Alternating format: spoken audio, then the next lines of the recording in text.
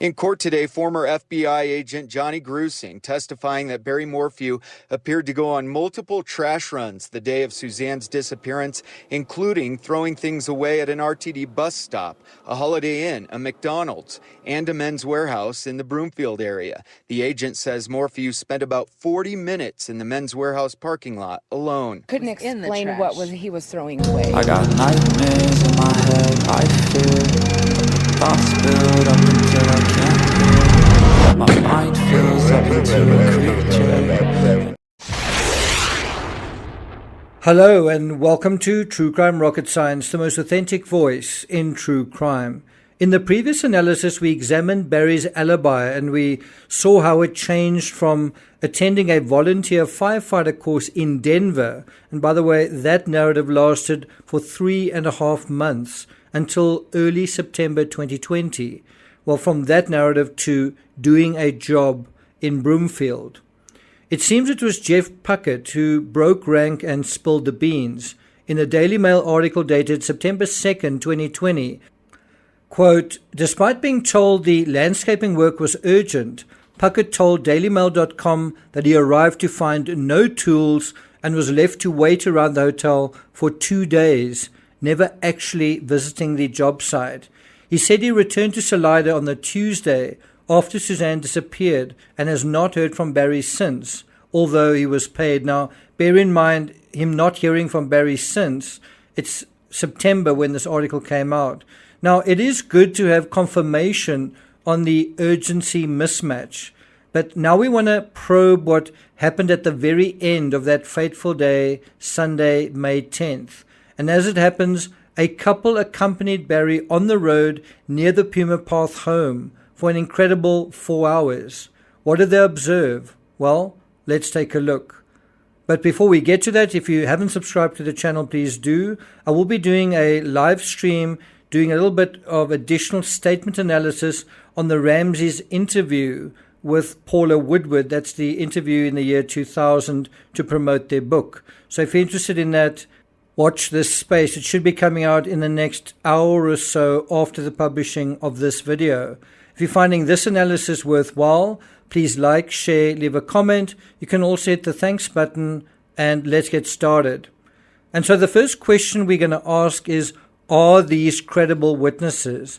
The things that they observe, the things that they relate, for example, Barry saying that he wouldn't pass a polygraph, well, that's quite a incredible statement to make, but the question then is, are these credible witnesses? Can we rely on them, right? And so let's start by looking at who they are and how they know the Morphews before we get to what they observed during those 4 hours in the dark with Barry on the road. Okay, so let's have a look. What insights do we get from their friendship with the Morphews? Now, according to page 55 of the 129-page affidavit, law enforcement only spoke to Lara and Andrew Richardson on December 1st, 2020. That's pretty incredible. That's almost half a year, 6 months after the incident. And so what happened was Special Agent Grusing and Special Agent Harris interviewed Lara and either Lara or Laura and Andrew Richardson at their Salida residence. Lara, well, it looks like it is Lara. Lara met Suzanne through church in 2018. So pretty much as soon as they arrived in the area, they met at church and I guess began a kind of a friendship which lasted for around about 2 years. She also was aware that Suzanne was battling cancer. That gives you an idea that she was in Suzanne's inner circle. She approached Suzanne and offered to be her friend since Suzanne was new to Colorado and away from her family and friends. Lara went to at least 3 cancer treatments with Suzanne. So that is once again just showing the quality of that friendship. As Lara and Suzanne got to know each other, Suzanne shared that Barry chose to go to work over going with her to cancer treatments. In other words, Lara is getting a sense that there's also trouble in paradise directly, where she's going to these treatments and Barry simply isn't there. And so what does that say about Barry's actual feelings, Barry's actual love for Suzanne? As Suzanne began to feel better, she was more fiery, quote-unquote fiery, and she travelled out of state without Barry to see her father. Then, when the Richardsons went to the Morphew house for the second dinner, Barry announced that X was a virgin and that there are no other virgins at Western State. That statement was odd to Andrew and Lara for multiple reasons and seemed like more like a declaration than conversation. So in other words, they got along well with Suzanne, but they found Barry a little strange. Then, and this is quite important, on May 1st, 2020, Lara and Suzanne celebrated Suzanne's birthday at Lara's house. Suzanne was very healthy and positive, and this is obviously within 8 or 9 days of a disappearance. And she showed them her mountain bike during that birthday celebration and also talked about receiving an award at school. I think that is a reference to one of her daughters receiving some kind of award. She spoke about doing the financial books, basically accounting for Barry, and how that would serve as a bridge between them, between herself and Barry. Suzanne also started training online to become certified as an athletic trainer. She was coming out of cancer treatment and she felt like she had a second chance at life. And now in this next section deals with Andrew and Lara's observations on May 10th. Now, before we look at those observations, a couple of observations about this information. We can see by simply making this comment about doing the books for Barry, something she mentioned in a text as well, Suzanne was communicating at least 3 things simultaneously. She was saying that a schism had developed in their marriage. She was saying that finances were how she saw a way to bridge that schism and keep things civil. And also in the third area, that Suzanne was developing agency in terms of her personal life. She was getting her health back. She was seeing how she could apply herself in a kind of a work situation. She was getting certified, right, as a means to getting a job. I also think that her 49th birthday, bear in mind it was her 49th birthday on April 30th. She had the party on May 1st. I think that was a significant milestone for her, and I say that as someone who recently turned 50 myself. She seemed to be aware that her 40s were running out, she's getting older, time is precious, and she doesn't want to waste her life. She doesn't want to waste her years, her remaining years. And you kind of get the feeling that she didn't want to be 50 or spend her 50s still stuck and wasting time in a loveless marriage. It's interesting that at the very moment Suzanne feels like she has a second chance at life, which basically means, in terms of for her, a life without Barry, that is when her life is snuffed out. Now let's deal with Barry's effect. I'm reading from the affidavit. Andrew said he and Lara responded to the scene where Suzanne's bike was recovered on May 10th after Lara called at about 9 p.m.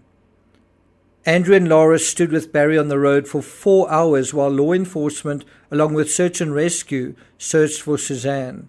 Andrew told agents that Barry was silent for most of their time on the road, regardless of the suggestions Andrew made. So this is a situation where they are looking for Suzanne, and there are various strangers in terms of law enforcement, but also friends. And it kind of reminds me of John Ramsey and Fleet White. You know, what is Fleet White doing under those circumstances as well? In any event, and also Nicole Atkinson in the Chris Watts case. In any event, Andrew's making suggestions, Andrew's coming up with ideas, and he says that Andrew told Barry that they should explore the tracks around the bike or go down to the area where Suzanne's bike was recovered to see if they could see anything. Now, can you believe it? They arrive at the area and for 4 hours they're standing around there, and Barry doesn't even seem to go down to that spot. And so what Andrew says is that he wanted to search, he wanted to look around, ask questions, try and figure out what happened to Suzanne, but Barry was not interested. If you remember what we said about the body cam, was that Barry was immediately resigned to the fact that something had happened to Suzanne. he first was told that there was a bike incident, and then he thought, was she taken by a mountain lion, right? So he very quickly seemed to accept that something serious had happened to her, rather than keeping an open mind and trying to figure out what had happened and trying to ascertain what had happened by actually making an effort to search for her. And this is something that's quite interesting also in the Ramsey case and the McCann case. Do they actually search for their children, or do they have to be asked to sort of search? And so what's quite interesting is, with all of this going on, Andrew making these efforts, Barry apparently looked at Andrew and said, "You're a really good man."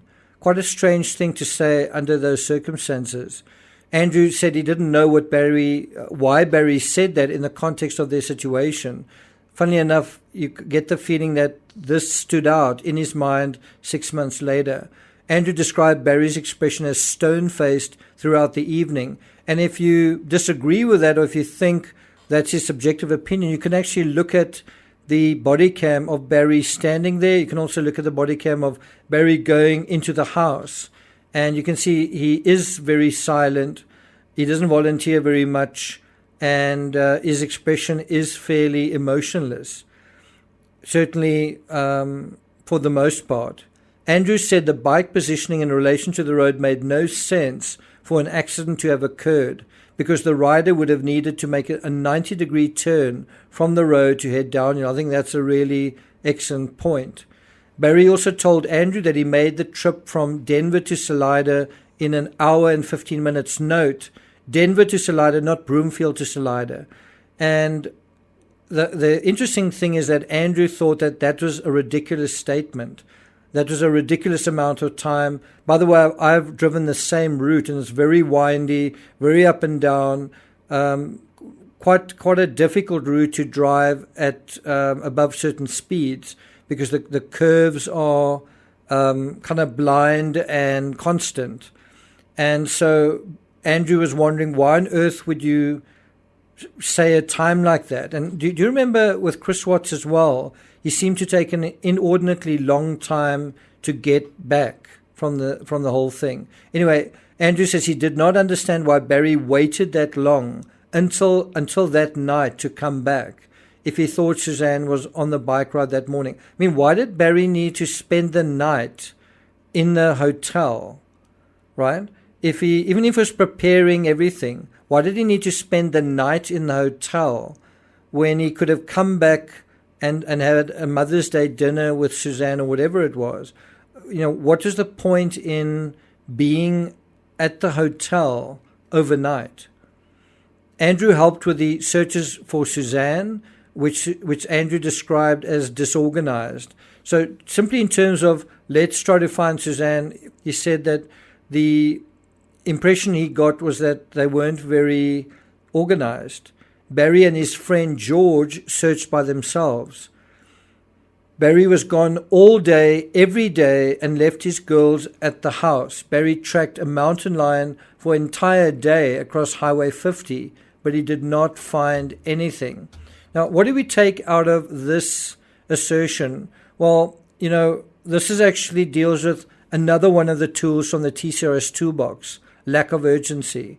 One of the most important tools for testing guilty knowledge is a lack of urgency, or urgency mismatches in a sort of an emergency situation where someone goes missing or where someone is in serious danger. I've used this tool in so many true crime cases, and through this perspective, we gain truly scintillating insights. It's particularly interesting to apply this tool to the John Benet Ramsey case, the Amanda Knox case, the triple axe murderer Henry van Bredau's 911 phone call, which goes on, I think, about 11 minutes, and he seems to forget why he made the call in the first place. And then also the Chris Watts case. Remember the sermon on the porch. This same issue is difficult to explain right now in the Idaho students case. Anyway, let's get back to this case. What does the mountain lion scenario suggest? Well, I think it's quite a difficult question to answer, because we need to know Barry quite well, and we are going to deal with his 13 interviews, starting with the first one that he gave after this. But, if you think about it, Barry could have offered any suggestion or scenario for what happened to Suzanne. His first scenario wasn't that she was still alive or that she'd run off. That scenario that she'd run away, that she just decided to leave, that came later. And I actually wonder whether that scenario became Barry's default scenario because others seemed to believe it and because it was perhaps legally expedient.